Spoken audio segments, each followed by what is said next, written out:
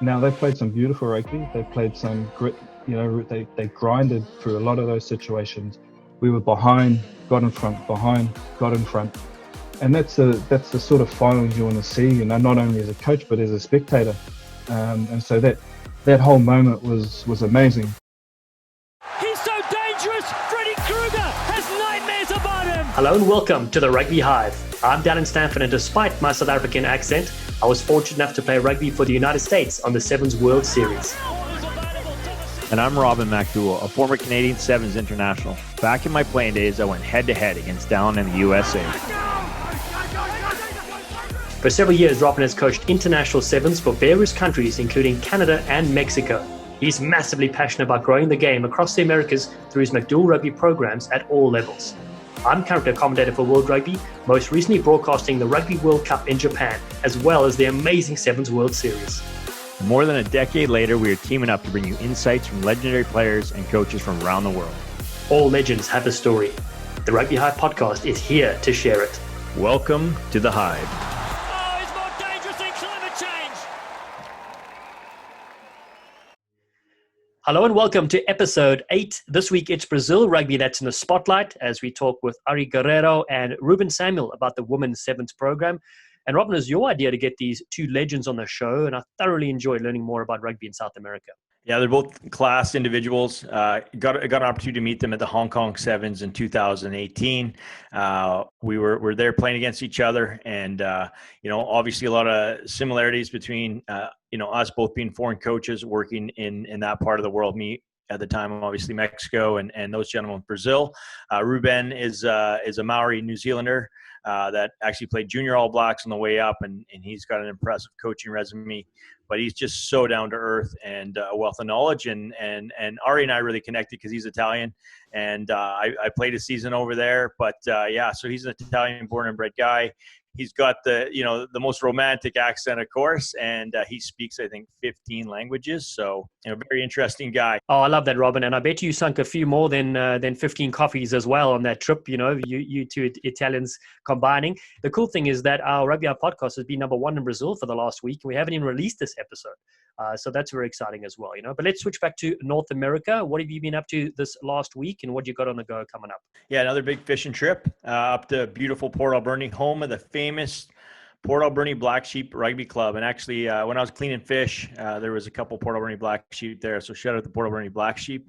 What a beauty location to play rugby and catch huge spring salmon. And just busy still trying to get a few Canadian athletes to the West Coast this fall for their grade 12 year for school, and obviously training opportunities. And thrilled to welcome Ava Ference and legendary Andrew Ference, former Boston Bruins Stanley Cup champ. They're coming over for coffee today and talk about his daughter's plans this fall at Shawnigan Lake School. How about on your side? Well, I love that. First of all, it's so great that you're able to get outside as well and get the rugby going. We're just itching to go here in the US, but still no luck, Pal, it's been a busy week or busy month actually promoting the Rugby Town Sevens, and it aired this past weekend, Friday, Saturday, Sunday. We had some great laughs doing the interviews. We got you on there as well, which was great. We even had an advert for the Rugby Hive, which was awesome, and all 62 Sevens matches shown. So that was just really fun to be a part of that. And I want to congratulate the US Army, who were the Armed Forces champions. They took out the Air Force. And then the Rambling Jesters, the Cup champions, they were just phenomenal and took home $10,000. And then just personally this past weekend, just getting up to a bit of beach, some sunset, some yoga in the park, beach cleanup as well. Too many ruffians leaving their trash behind. But we did get a chance to visit the local vineyard in Sakonnet, and then our local Buzzards Brewery as well, just sinking a few cold jars there, my friend. And then this coming week, a visit to Boston University. Verity has landed a job there in the acting department, and that is brilliant news, and we can't wait to get into the big city for the fall. Will the first class be Verity Explains 101? Yes, we've had a few social media comments. Exactly. It's going to be a full semester of Verity Explains, and then their finals. I'll be commentating their finals as they put pen to paper. Well, I'd like to major in that. I'd love to major in that. And there'll be people moving to Boston or just picking it up online. No problem. Can we wheel back to the Army and the Navy and the Air Force jerseys last year? I thought it was so cool. Obviously being Canadian, growing up with all the American movies and just seeing these, they were just specimens. And unfortunately, I got on the field against, I think, Air Force, but I was mesmerized by those super cool jerseys, and I thought it was just so special that they have such a strong showing, and they're also investing in the sport of rugby. Yeah, that's the great thing, is that this is their annual Armed Forces Championship with the 5 branches, and they're so, the stories are so remarkable. As a commentator, you get to call, folks that are in the line of duty in battle, and here they're on the rugby field. So you look at their day jobs, if you will, and you're like, this one's like a parachuter for so and so, or a bomber or whatever it is, and you're like, and here they are on the rugby field slipping some deft offload passes and putting it together. It's just it's amazing. Pal, any shout outs and thank yous you got for us this week? Just as far as shout outs goes, as always, I love to highlight athletes. So we got a girl from Northern Saskatchewan, Christina Norriston. She was at the University of Lethbridge at the Pronghorns program under good old Neil Langevin, former national team coach last year. But their program, because of COVID, they're probably not going to get on the field much. They're going to do some, I think, return to train stuff. And she didn't really want to do some online studies. So I reached out to Billy because she was looking to go south. And so she's signed with Lindenwood with a major scholarship, and she just relocated this last week. So we're looking forward to following her, and she'll be the first Canadian to be involved in the famous Lindenwood Lions program. So all the best to Christina, and thank you, Billy. Also want to give a special shout out to BC Grassroots. It's a program headed up by former Canadian international Clay Penga and supported by the Canadian Rugby Foundation. And their concept is really just to get a ball in kids' hands and to grow the game organically. So I've been following all their pop-up rugby events in a different town every day. And it's just so wonderful to see kids running around, albeit they have a mask, but I'm sure there's a smile behind it. Just putting the ball in their hand and seeing them run around. And I think sometimes when we think about growing the game, we overcomplicate it. And this is just one of the true highlights coming out of COVID. So well done to those guys across Vancouver Island and BC. How about on your side? Oh, that's brilliant to hear. So, yeah, that is a remarkable program. Yeah, got a couple of thank yous. Firstly, a lovely one to Purvi Desai. She's a longtime rugby physio based in Denver, Colorado. Out of nowhere, she sent me a Rugby Hive mask. I got 2 of them. I still got to show you what it looks like. It's got bees all over it. It's just pure gold Hive status. And so any rugby player that wants to go see her, or just if you're a regular citizen and you need to get the kinks worked out, look her up on Instagram at Purvi Physio. And then another shout out, this one goes to Ruck ALS, the foundation there. Got a message from Jay Tripper-Pova, a superb gentleman. I met him at the Los Angeles Sevens earlier this year, which honestly seems like a decade ago. But his foundation, its mission is to assist those affected by ALS, which is Lou Gehrig's disease. And they help folks in the now, offering assistance for experiences to create happy memories and grants to help with treatment costs, for their home or auto modifications. So you can submit a grant request at ruckals.org. You can volunteer there, find out more information, and we appreciate folks that are just doing wonderful work in the community. I also want to say, those that want to partner with us, we have a ton of messages flowing in, which is great to see. You can get exposure for your brand or business. Make sure you contact us via our socials at Rugby Hive on Twitter and Facebook, at My Rugby Hive on Insta. Look forward to seeing you there. Time now, though, for episode number 8. Today's guests coached the Brazilian women's 7-side. New Zealander Reuben Samuel and Italian Aristide Guerriero guided Brazil to glory at the Hong Kong Sevens qualifier, ensuring that the South American nation would be a core side on the HSBC World Rugby Women's 7 Series. We chat about their journeys to Brazil, the development of the women's program, the legacy of the 2016 Olympic Games, and how mindset has a massive role to play in competing against the best in the world. While Reuben has since parted ways with the Brazilian Rugby Union, contributed largely by COVID-19, his partnership with Ari was a highlight in the country's rugby history. Here is episode 8, spotlighting rugby in Brazil. All right. Well, we're joined today on the Rugby Hive by Team Brazil head coach Reuben and S&C and assistant coach Ari. So welcome to you both today. Thank you for having us. Thank you very much. It's a pleasure. Well, I know our listeners will be thrilled to gain some insights on both your road to leading Brazil, but also obviously life and your amazing team culture that you built with those women over the last number of years. So just want to ask you first, Reuben, whereabouts are you located currently with your family? And I understand you just had a new baby in the last few weeks here. Congratulations. Thank you very much.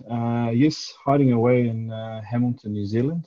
We had our second baby, born last week on the 6th. And so it's been great to be home with the family. It's probably the longest period that I've ever had the opportunity of being home. And it's the timing couldn't be better in terms of being home for the birth, because he was due to come on the first day if we had been in Canada for the series. Well, your wife must be very thrilled to have you around for a few months. Hopefully you're not getting in her way too much. I hope not. She hasn't given me any signs that she's ready for me to return to work. So far, so good. Well, life on the road as a traveling international sevens coach or player is always tough on the family. But one thing's for sure, we sure learn how to make the most of our downtime when we're with our loved ones. So I'm really happy that you were there for the birth of your second child and that you're holding up well. And sounds like New Zealand, as always, is going to lead the rugby world back onto the field in good fashion. So, all right, we'll move over to you. So how are you holding up and whereabouts are you located currently? At the moment, I'm in Brazil. I'm based in São Paulo. So I'm in my apartment, waiting that the lockdown possibly is going to finish next month. I come from Italy, you know that I'm Italian, so I couldn't go back, because at the moment when we actually had to decide about going back, Italy was starting to have trouble with the COVID situation. And so I couldn't go back. It was a problem with the flights and the quarantine period. We were not sure about the tournaments, if they were canceled or not. So, I am in Brazil. And how's your family doing back in Italy? Yeah, they're fine. They're good. I've been worried about them, especially at the beginning, because Italy was... after China was the first country having all those problems. So I was worried about what is going to happen. They need me there. But thanks God, they are all fine. They're all well. My fiance is over there. My sister is over there. My father. So my sister, for example, and my fiance, they are working from home. So they're able to do that. My father is a little bit older, so he had to stay actually lockdown isolation to not risk. But everyone is fine, good. And whereabouts is your family located in Italy? So I come from the south, close to Napoli. I think you were there with the Canadian team. I come actually from a city a little bit closer to the end part of Campania, that is called Sessa Aurunca. It's a beautiful part of the world, and I was sure blessed to spend 14 days on a cruise ship at the Athletes Village there at the FISU Games. I think everybody on the cruise ship was amazed that one small Canadian can drink 14 cappuccinos and eat 14 pieces of pizzas a day. I lived off the diet when in Naples. Yeah. So can you tell us a bit about your childhood growing up in southern Italy and what that was like, and a bit of how you got into sport? Yeah. So of course, Italy, big sport is football. So of course, when I was a child, I played football, but at one stage, my mother, she was a physical education teacher. So from the beginning, I was always interested in different sports. And at one stage, I started having interest in track and field, actually in shot put and discus throw. And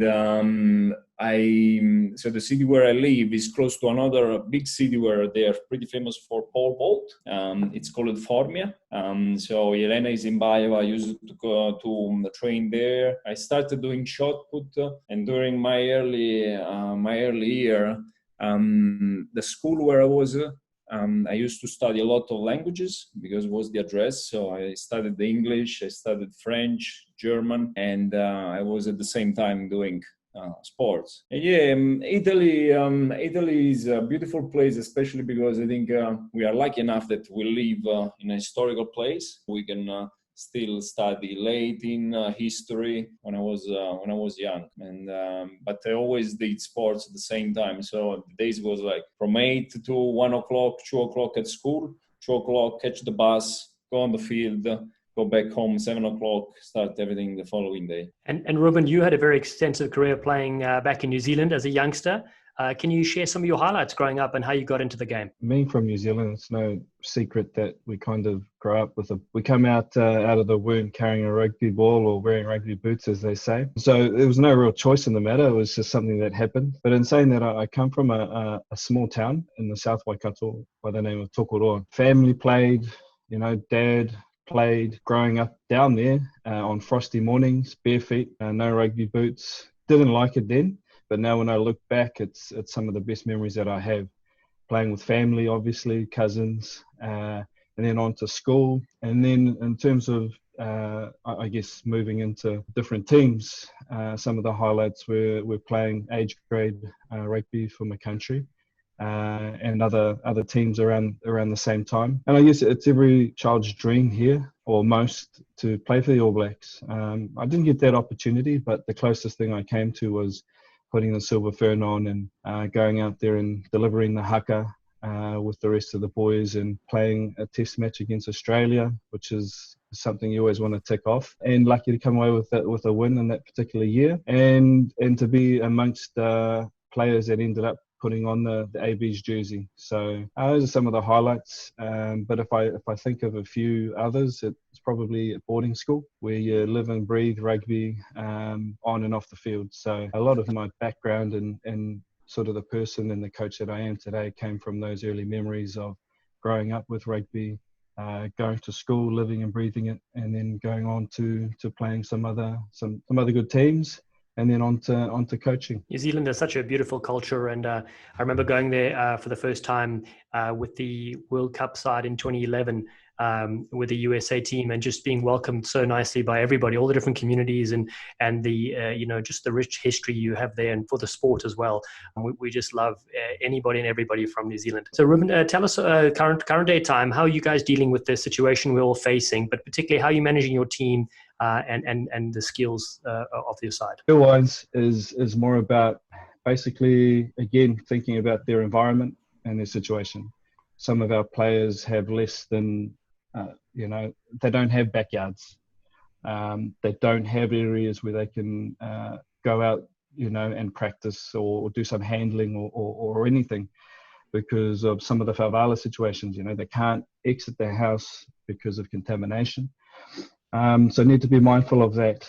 And so basically anything that they get their hands on around handling, whether it be a rugby ball, football, a piece of fruit, anything that they can get their hands on, just to keep their reactions and their ability to maintain some connection to handling, or viewing some videos and keeping in touch, but not forcing it at the beginning stages. Now we're starting to bring in some of the obligations around attending a Zoom and being obligated to go to physio class and nutrition classes. So we've made it fun for them as well, and the whole challenge aspect of this period has brought out some really creative ways of dealing with these types of situations. So girls have made some excellent videos around how they're adapting and their skill work and their trainings around S&C. So the girls are expressing themselves in a way that we haven't seen actually in my time there, because they're having to think a little bit outside the box. Yeah, very challenging indeed. But as you said, there are positives to come out of this. So very interesting to hear that as well. And Ari, what kind of training programs do you have the players on? And is it quite difficult to manage that given the circumstances? Yeah, so when I actually understood that that the virus was going to hit Brazil as well, that's what we did. So we said, okay, well, what are we going to do? How we can, in this situation, negative situation, we can find some positive. Of course, on the S&C side, because we were coming off from the seventh World Series, so we were waiting for another three legs, and plus we played the 15 games versus Colombia. So we had some injuries. So that was one of the points. For example, for some of the players that actually were injured, start recovering. So for them having the time to do that at home. S&C wise, for the one that were in good condition, we tried to, as Reuben said, the mental side, to say, okay, what actually can we improve during this time? Okay, we don't have space. But what we can do, we provided them with weights. So we gave them dumbbells, bars, ropes, everything, equipment, Swiss balls, medicine ball that they can have their own place. They don't need big space to do some of the exercise, especially, for example, if you think about strength exercise, plyometric, or even some circuit training that you can do in 2 meters by 2 meters. And I provided them with some videos, with all the description, with all the exercises. And what we tried to do was try to simulate the same week that we actually had in our daily environment. So if our training was planned like 2 rugby session, 1 strength session, and another fitness conditioning or speed session, we try to simulate with the alternative exercise the same shell. And that was from Monday all the way to Friday. Of course, as Reuben said, at the beginning we were like flexible, and we were not like, okay, it's black or white. So we were accepting some adaptation, also for them to find and to understand what was the space, what was happening around the world, the country, having the time also for them to enjoy their family, because we have been also on the trip back to Dubai all the way to Hamilton. So actually some of them, they could enjoy the families as well. And slowly, we started to put a little bit more session in place by Zoom. Physio session, mobility session, Pilates, or for example, strength exercise or strength circuit, and done all together. More sometimes, effect from this session sometimes is not the results, the performance side, but is more for them to stay together, to see the other players, to have a chat at the end, have fun. So, do you find that it's making you, it's helping you both as coaches as well, having time to reflect as well as just dig in a bit deeper on, how I can be effective without actually physically being there, Reuben? I'm a firm believer that through challenges, it can bring out the best in people. And so we always approach that with that mindset. But in terms of adapting and finding ways, Zoom was available prior to this, but at this stage, it's become a tool that has become very useful. Like Adi was saying, look, by the time we return and we start to complain, we're not home enough, we don't see our families, everyone's complaining about Zoom at the moment. They're sick of Zoom meetings, they're sick of, so it's a never ending story, but, we have the tools available to us to actually adapt in this time of, uncertainty. So through that, it's been a great learning experience, a different experience, but all in all, I think it'll give us some really good lessons moving forward with our team, and obviously individually for ourselves as coaches. And Ari, when did you and Reuben first meet, and how did that happen? Just bumped into each other in the street, really. No, I was joking. So what happened after the Olympic game was that we qualified for the World Series of the 2016-2017. And so we were without the head coach because the head coach went back to New Zealand. And we were waiting. And so we started the preparation anyway, because we had to prepare for the World Series. We know that it was going to happen. And I think Jake was a coach at the time here in Brazil from New Zealand.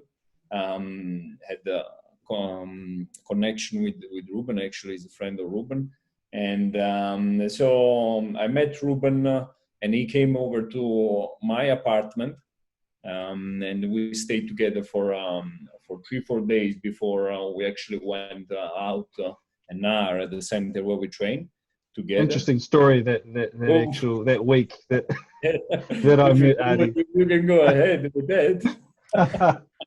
Probably not great for the listeners, but let's just say I tried some interesting food when I first arrived, which I don't recommend anyone do. So the first week was tough. No, and so we had a good time. I already knew Because I worked in New Zealand as well, I knew and I had a really good time with the Maori back in New Zealand. So I don't know if it was just a mental setting or something like that, but it was like, there's going to be a connection. I'm pretty sure it's going to be a connection. So yeah. That's great. Well, I met you both back. I think it was in Hong Kong at the Sevens in 2018. And my first impression of you both was just very positive and that you had a great working relationship. How has that grown over the past few years as you have both led Brazil? Well, that's the fact. I think Reuben is Maori. I am Italian, but I think Maori and Italian, they always had a good time. I think I remember when I was in Wellington, I had a really good connection because we have the culture of the food, of staying together with the families, respect for all the members of the family. So those are some principles that they are part also of the Italian culture. So that's why, for sure, the two cultures they meet, and so we had good time together. With Reuben, of course, we are aligned on the same way, like about the principle of integrity. And the philosophy of leaving something, independently if we are going to be here or we are going to leave later on something good behind. Both of us, we are friends, of course, also outside, because we create a good relation.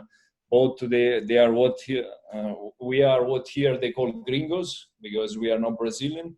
So it's like we are two gringos, two foreigners in Brazil, and of course we had to count on each other on some hard time, because far away from the families, everything can happen. So we know that the first person that you probably will call if you have some problem here in Brazil is going to be Reuben for me, and probably is going to be the same for him.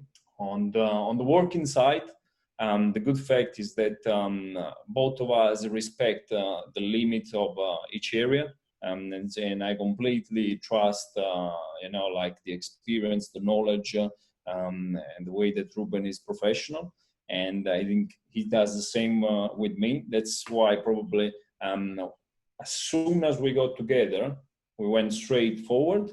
There were not like adjustment or big time before we found the way to work together. And Reuben, tell us about the time you guys took over. What year was it, Rugby Brazil? And what were things like in the beginning? And what pillars have you put in place on and off the field? So I arrived in November 2016. And we went basically, I think I arrived and we went into our first South American tournament within 3 or 4 days of me arriving. And so I was heading into untread waters, especially for myself. One, culturally and language-wise and so many other things. So I was open-minded about how things might happen. But as you step into things, a lot of things that you didn't anticipate happen. But with the support of Ari and a few of the players and the people that started to mount around me, we were able to establish, some, I guess, as you were saying, pillars that we wanted to start with. And probably just to name maybe a few was identity. One of our very first camps in San Jose, which is just up the road from Sao Paulo. And again, coming from a cultural background around whether it be food, song, or like Adi was saying, traditions around those types of identity, one being haka, and those sorts of things. So I leaned on that to try and help that identity thing unfold, because the girls, and I'm sure Adi will agree, that they came from a social club type base, and they were thrown into potentially a 4 to 5 year period to prepare for an Olympics. And so there was a lot missed out in terms of how that unfolded. Historically, the game's not big there. And so they were thrust straight into the deep end, you could call it. And so there was still that mindset of social rugby when we arrived, with an element of professionalism in terms of how they organized themselves, especially off the field. So I was really amazed by how organized they were individually and as a group around things that managers do here in New Zealand or around the world. they were able to do a lot of that themselves. So that was one real big point that I thought was quite amazing. And so one of the first tasks was about them creating something that they could identify with as a group. Then secondly, part of that is something that Brazil, and so their peers, their friends, their families could identify with. And then thirdly, and if possible, something that the rest of the world could identify with, knowing that we were going to the circuit. And so I said, look, there's different things that different nationalities do, different teams do. So it could be through haka, it could be through song, could be through whatever you want it to be. And so they came up that it took a while of discussion and disagreements with and amongst each other. But they came up with a song and a chant that ticked all three of those boxes. In terms of they had a lot of words that they identified with as a group, and they had some phrases from the national anthem within that as well. And then the tune to identify with the rest of the world, or for the world to identify with them, was a tune that was definitely familiar with people around the world. So that was the first part. And so that's been with us ever since in terms of building on our identity. The other two that we're quite heavy on is accountability and responsibility. Now, you can look at that as being on and off the field.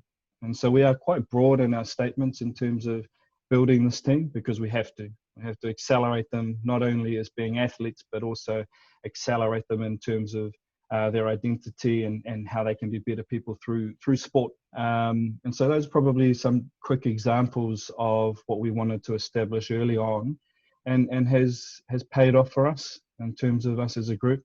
It's not all gravy though. There's some ups and downs certainly, and we don't want to sort of sell the picture of everything as, with ticked boxes all the way through, because that's not the case. We certainly have had our down moments.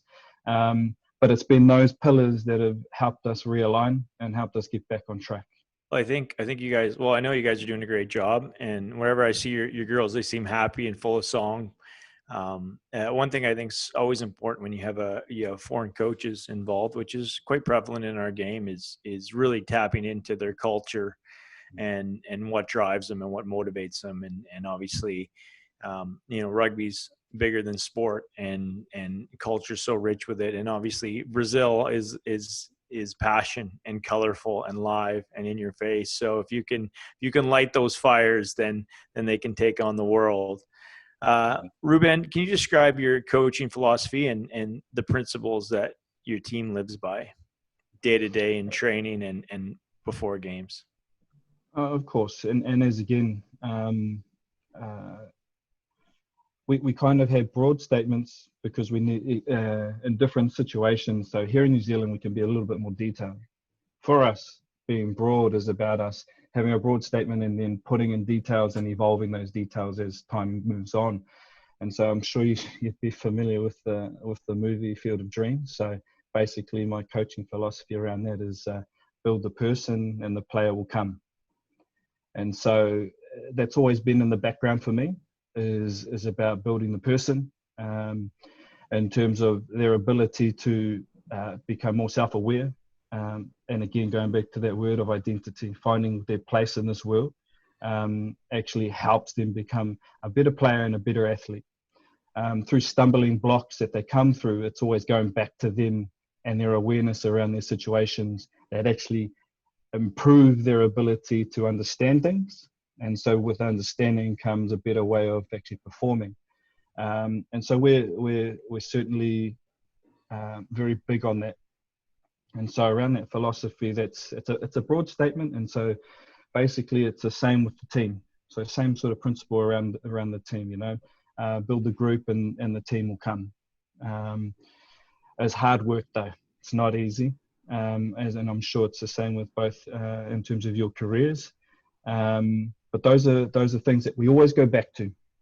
So as you were saying, when we have issues with performance, and we have issues around, on and off the field, it usually comes back to where their mindset is at that particular moment, or their situation at home, or their situation to be able to deal with things that are happening off the field. And so again, coming back to the person and allows us to open them up a little bit, get to know them a little bit better, we're able to actually troubleshoot pretty fast now. So we're able to identify there's probably something going on at home, or there's probably something going on off the field that is affecting their ability to focus in a session. I understand that they're not just an athlete with a number on their back running out onto the field and playing for their country. And Ari, can you share with our global Rugby Hive audience what the rugby club framework, pathway, and culture is like? So Brazil actually in South America, probably between all the countries, has a big potential to grow because of course the numbers, the economy. So the potential of rugby actually getting bigger and bigger here, it's really an interesting factor. The clubs here, it's a little bit different of the idea of the classic club that we consider in rugby. You can consider, because I think there are more than probably 400 or 500 clubs around Brazil, rugby clubs. But if you think about established or with good rules or with all the age categories that they go up, you probably can count. You can go down to probably 10. If not even less. So that's both for sevens, men and women, and also for 15. Here the fact was that in Brazil was the opposite of the other country. The woman part actually was the one where actually they started having better results compared to the men. And after that, the men, they started growing. But the women, they were the one going first professional, like so training every day, being exposed to like training from Monday to Sunday, and actually being paid for that, and being part of Olympic team. So that's what was and what became for the woman part. The pathway, so what we usually hear, that's the way. We have the club. After that, going up, you have the academies, okay? To last year, we actually had 3 academies. This year, we close to just 1. And we are going to have San Jose one as a development academy. So the players that are selected, they all centralize in those 2 centers, but this year is going to be just 1 in São Paulo. And after that, we develop the different pathway for the sevens. Of course, here in Brazil, sevens woman is the biggest one. 15 we just started last year, actually this year, and there is big potential there as well. And on the other side, the men are focusing a lot on the 15, and that's where they are having better results. But also the sevens, they consistently participate to the South America tournaments. They took place. They are going to take place to the Olympic qualifier later on, if it's going to happen. But yeah, so that's roughly what is like in Brazil with the clubs. And of course, you don't have very good facilities, because usually it's the football field that is used as a rugby field. And the gym, sometimes they are separate, so people, the athletes, they go and they go by themselves in the gym, and they are not connected. So it's has a lot to do with infrastructure, I think, for us at the moment. And so, as I was saying before, you have that social club base that's existed for quite some time, and is huge actually. So the number of teams around that social base of rugby in the women's and the men's game is huge, far bigger than a lot of other countries. And then you have, because of the Olympics and so on, you have that contrast of high performance, and you have pretty much everything in the middle missed out. And so it's, again, rebuilding with that understanding of, you have your social base and then you have your high performance, and then building that infrastructure with in between to get that whole pathway all the way through to high performance and playing on the international stage.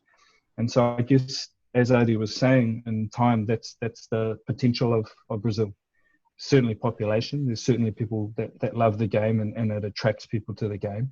But again, just trying to get that pathway all the way through, like a lot of the other developed countries in terms of rugby being historically available for quite some time, with the resources of people to actually put those infrastructures in place. And Reuben, talking about the Olympic Games, a lot of people ask about the legacy it has on the various sports that take part. After 2016, how have you seen the sport change, or even facilities and things like that? That's an interesting question, and it's a sad one, to be fair, because there should have been a bigger legacy left after the 2016 Olympics. And in terms of what you said around facilities, probably 99% of those facilities are unused and have gone barren. There's a facility available in terms of the high performance facility in Rio, but in terms of the other things that were built and so on, and that legacy of having other types of sports utilize those areas, whether it be rugby, gymnastics, whatever, you name it, they don't exist necessarily anymore. And so that opportunity was missed. And so I think sport in general, it struggles a little bit because of that. And rugby is one of them, in terms of the infrastructure around fields and around resources that are specific for rugby, are very hard to come across. And if you do, you have to actually pay a lot of money to utilize them. And so that legacy, since I've been there, the talk around it has been relatively sad.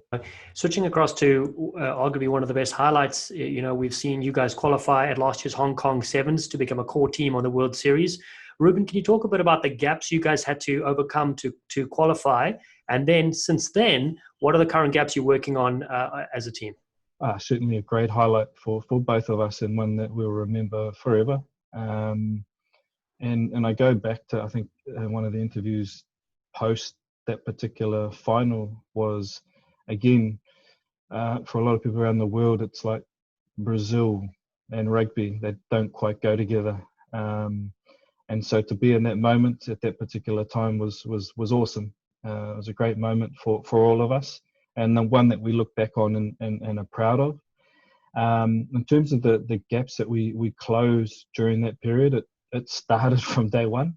Again, trying to establish that identity, trying to establish those foundations around accountability and responsibility around the girls, or the team understanding that to get better, we actually have to understand ourselves a bit better.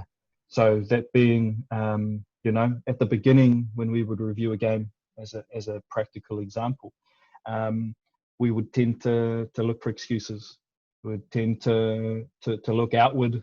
And so over time, in terms of closing the gap of how we viewed our games and how we understood rugby, was about looking inward before we look outward. And so that's something that the girls have really adapted well to. And so when we're analysing, we're viewing a game now, there's if any, very little of blame, or this has happened because, our warm-up was not intense, or we had all of these types of scenarios in the beginning, whereas now it's kind of like, okay, was I focused? Did I do my preparation well the week leading into, or so a lot of that started to happen. And so that was one thing that was key for us moving through. The other one was adapting to different situations. And so I can speak probably more on the technical, tactical side of the preparation around the skill level improved over the time that we've been with them, and their game understanding. And so in terms of what we had prepared for in theory and practically, given the resources that we have in Brazil, and not having the international high-level competition to prepare for big pinnacle events, was the ability to adapt to that. And so skill and game understanding, we had scenarios for different types of games. We had scenarios for different types of situations. And really it was about arriving there and having that belief that if this situation should happen, we have the ability to defensively get ourselves out of it, or on an attacking point, we had the ability to penetrate in certain areas, given what the defence may show us. And so again, understanding the game a bit better, and having those based and those fundamentals down packed well as best as we possibly could to be able to execute some of those game plans or scenarios that we may be faced with. And so that started early on. Now preparation in 2018 was when we first met Reuben. There was no preparation. It was basically, we played South American Championship in November, and that was it. Girls go off, have Christmas, have a break, and then you have to try and accelerate your process in terms of getting them ready for Hong Kong, basically. Going into 2019, we pushed for a better preparation. And so we were lucky enough that Argentina at that particular time, because money was a factor as well for us. So Argentina were willing to come through to Sao Paulo and spend a week with us. And so, having them there, we got to play a lot of rugby. So whether it was through scrag or touch and then leading into games, it gave us the ability to test things. It gave us the ability to harden ourselves to the game. Leading on from that, we were lucky enough, the Olympic Committee allowed us to travel to South Africa. So going to South Africa and staying in Stellenbosch, again, South Africa, great setup there. Gym facilities, resources, coaching resources, everything. It gave us, again, that extra ability to harden ourselves to the game. And we focused on giving our starting seven a lot of game time, because we knew that if it came down to it, we have to have that grit or that fight to really push. So to give us the ability to strategize a bit better, given different scenarios or situations. Did that, played a lot of rugby in South Africa, came back, and then a week and a half, we were back on the plane heading to Hong Kong. So in terms of that preparation was so different for us having that. And then obviously first day was nervous. It was a bit nerve-wracking that first day. We only won our first 3 games by 1 or 2 points. So our first game, we were 1 point, 1 or 2 points away from leaving the whole tournament. Second game, we thought, okay, we'll improve. Again, 1 or 2 points was the difference. Third game against Argentina, who we played previously for a whole week. First half, we were killing them. And then they came back and brought it down to 2 points. So we were lucky. But what I did believe is that if we got through day one, there was confidence, especially I'd say with the 2 of us, there was confidence that we had enough to back ourselves up, given all the training we'd done. So day 2 was a completely different day. Girls went out and actually had that grit. We've come to some other sort of realizations with that period too. There's the pressure element, but there wasn't the pressure element. So you get to a certain stage where, and it's still research that we're still working through to see if this next stage, as you talk about on what we're building on now, we're wondering whether mentally we've had this bit of a block. So day 2 in Hong Kong was, one, if we made it to the quarters, we've sort of been there, win or lose, we've made it to a quarter final in the past. So winning that quarter final was like, okay, we've performed the best we've ever performed. All our inhibitions out the door. It's like, great. Anything that we do from here on now is better than we've done. So we've won.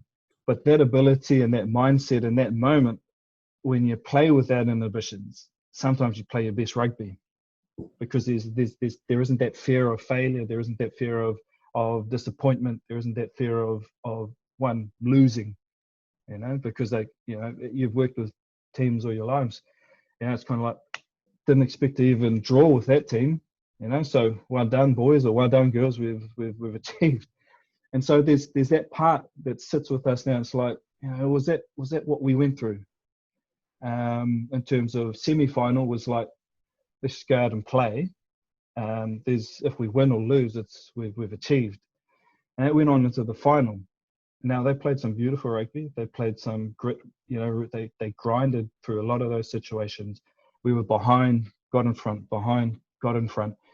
And that's the sort of finals you want to see, not only as a coach but as a spectator. And so that whole moment was amazing. But again, being the type of coaches we are, we want to reflect on it and try and enjoy, and we absolutely love that moment. But what are some other learnings that we're not aware of that we can actually focus on for the next bit? Because we had a bit of a downfall after that. And so again, it's trying to figure out mentally, or whether it's through S&C, whether it's technical, tactical, about how we needed to improve to actually play on the circuit. This next period, to lead back into your question, is about understanding that process, that pressure, or having that belief to actually, we can push teams and we can beat top tier teams, but what's the difference in pressure? What are our belief systems? And so we employed a mental skills coach or a psychologist to help us through that process. And it's an ongoing process at the moment. Unfortunately, due to C-19, it came at a halt. And so it's going to be interesting how we come back and into that. But that's probably the moment that we're in now. So we've done, I guess, practically what we needed to do in terms of becoming and being able to win games. But again, that mental side, which is huge, we're trying to develop that, and we're trying to bring more belief into our ability to actually play at a high level. Well, that was a historical win, and I was just so happy to see your guys' big grins at the end of that, and obviously that sense of satisfaction from your team, and well done to you both. Ari, how has living and coaching in Brazil helped shape you both on and off the field since you began this journey? So I said before, I arrived here in January 2015, and so I've been a little bit longer here. Of course, when I came here, I didn't speak Portuguese, but I could understand some because I studied French at school. So I could understand, and the first thing I said to the player, I said, "You are going to talk to me in Portuguese, but for now, when I'm going to explain exercise, I'm going to explain them in English." And we were lucky because 3-4 players, they could understand English and translate at that time. And after that, probably after 6 months, I started to do everything in Portuguese. That was the first part, because of course the language is big when you coach, and actually in my case I'm Italian, and I had to speak in Portuguese with talk in Portuguese with them, and after that I have to relate with Reuben in English. You need to work way out, because sometimes it goes a little bit off. But so yeah, Brazil, they're good culture. They like foreigners. They really are able to have very good emotion up and the opposite and down. So they can be really happy and they are on the top of the world, but they can fast go down and be really sad. While on my side, what I tried to do here was actually, when I went there before the Olympic game in Rio, I didn't know if I was going to stay later on. Anyway, I started and I tried to set what actually came out in Hong Kong, and probably that's what we are getting now, the results. Because most of the players now, the goal is they have to be able to do their own training. They have to understand. They need to have understanding of the process. And if I talk about S&C, they have to take care about their body first before I can take care of their body. So here in Brazil, the people they give you the chance to. They want, for example, invite you for dinners, and they want to go out and enjoy the beers and have friends, and here We very rarely did that though, Adi. Yeah, no, we never done Very that. rarely. Here they eat a lot of meat, so both of us we love that. Did a lot of that. Yeah, we love that, and we go out and have the churrasco.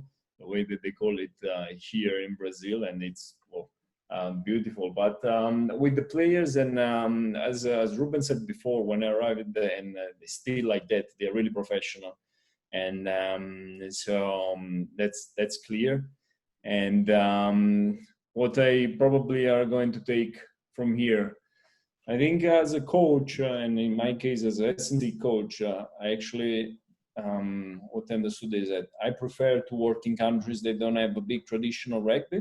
That's where you can actually give big help, and you can probably set your philosophy and your methods, your system.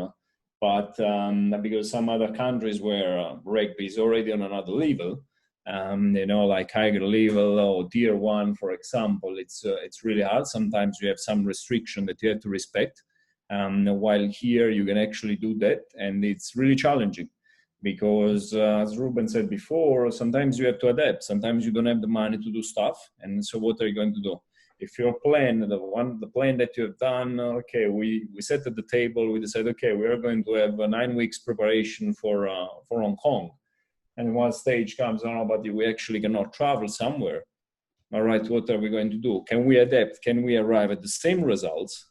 Okay, without thinking, oh, it's done. We are not going to reach the results. So I think probably that, being able to adapt and actually understand the culture and the people that you have in front. Don't think that they all think the same way, especially, for example, sometimes because rugby is big, for example, in a nation like New Zealand, Australia, English country, you cannot expect the same in South America or in Latin countries, and probably also, Robin, you have faced that with Mexico, and but yeah. That and more learning and growth, and of course friendship with all the coaches as well. Huge learning opportunity for both of us. I believe it's been one of the best coaching experiences I've ever had. In terms of, again, you're looked at as a New Zealander, whether you're coaching in New Zealand or I've done a little bit in Japan. To have, they look at you and you've got all the answers, but that's not true. Where supposedly there's this thought that New Zealand has all the structures and New Zealand has all the resources, and they have a lot of resources, but in terms of the structure and that, it's not always true. You see the top part, you see the cream. But underneath that, there's still a lot of things that need to be done here in New Zealand. So knowing that, and my background in development here in New Zealand with Waikato Rugby Union for about 10 years, it actually gave me the ability to adapt to a lot of situations that didn't have money or didn't have resources around, whether it be cultural rugby. Those things don't exist. It's very much like South America. So going there in that respect allowed us to adapt relatively well. But in terms of other things that I wasn't used to, such as the language, that hosted so many different challenges for me, especially in my first week, which I pretty much lived on cereal because I was too afraid to ask for help. In terms of pulling out the phone and scanning stuff and showing it to the counter, and so some interesting experiences. Yeah, I was going to say that's the way into a culture, right? It's through the food and through having drinks and socializing with people. So it's good you're not eating cereal every morning now, or for all your meals. So that's good. Yeah, It is. Now I certainly can order food now. Yeah.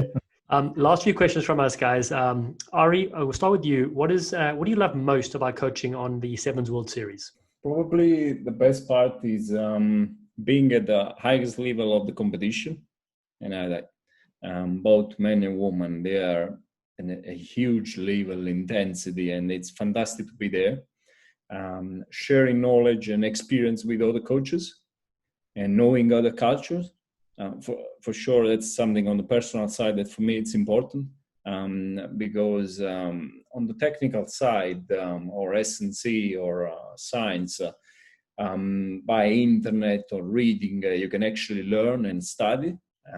But when you are in person and you know all the culture, other countries, players and stuff, that's the good part. That's, you know, like sharing the experience, the life, and you understand and you grow. So probably that part. And as I said, I think for me, the big learning is that the woman rugby sevens and the 15 as well, I believe, they're just growing fast and fast. The men, of course, they have a high level.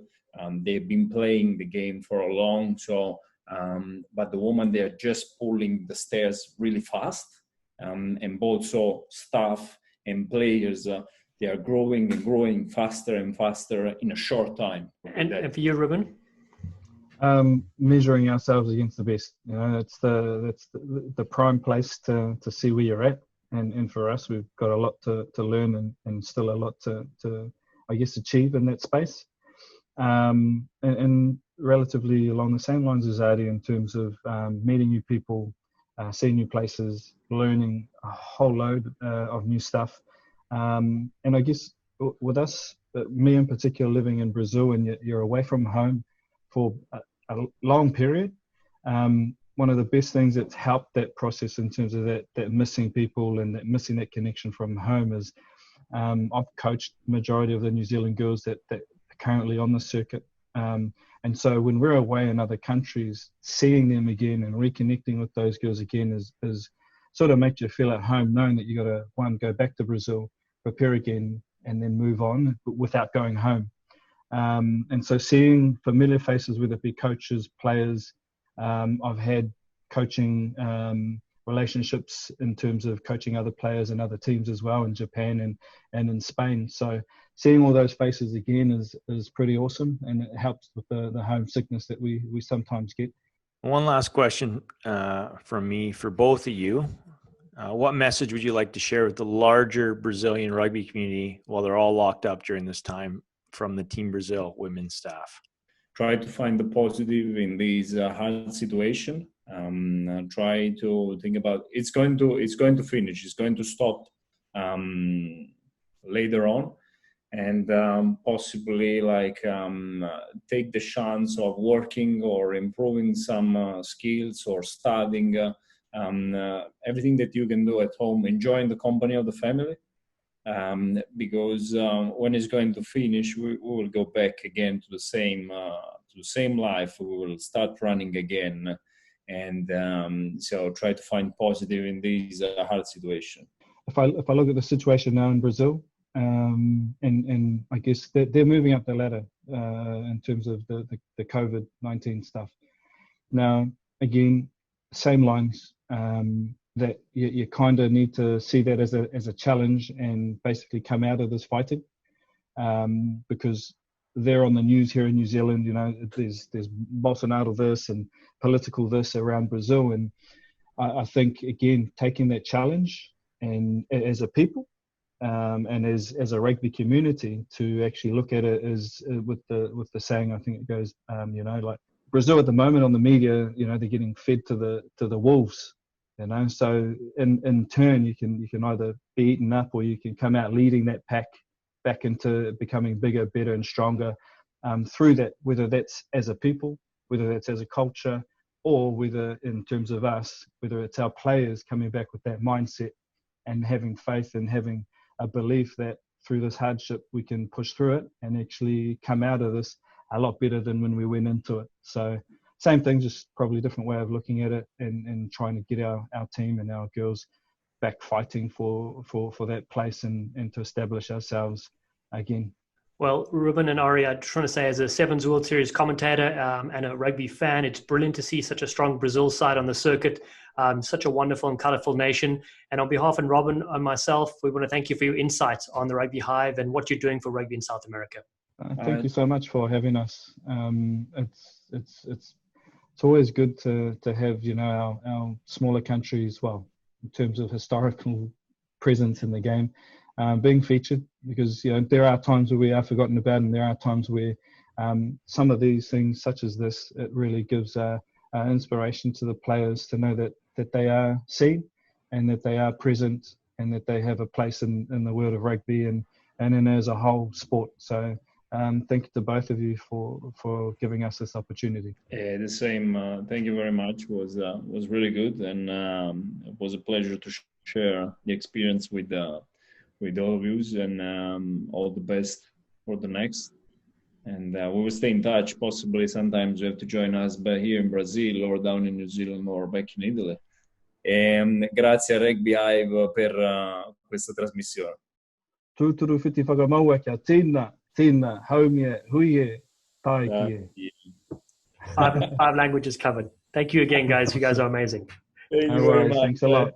Beautiful ball over the top. Yes, Seppo! Thank you for listening, you sleek sensations. If you haven't already, please subscribe to Rugby Hive Podcast and catch us on all the socials at Rugby Hive. We appreciate your support. Be safe out there, and we'll see you soon. They've taken